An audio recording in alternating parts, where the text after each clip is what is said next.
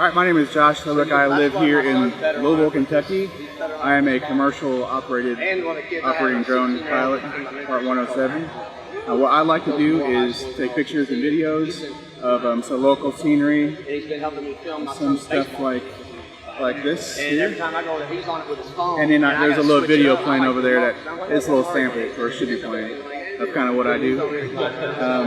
I like to fly these two drones right here, and I use this camera. What I like to do is just make video, make content, post on Instagram. I've been flying like collective pitch helicopters probably about 10 years or so, just kind of off and on. Back in February, I bought that little drone, that DJI Mavic Air, and I guess, you know, the addiction kind of kicked in, and I ultimately bought a camera and other parts go along with it, and then I got this drone right here, which is Inspire 1, and it's got a significantly better camera on it, a micro four thirds sensor with interchangeable lenses, and it produces some really cinematic shots and photography.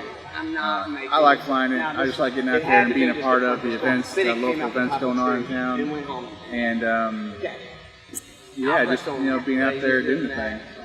You can find me on Instagram at Wongtail, WONGTAIL, and I have a Facebook page, Flying Frame Photography.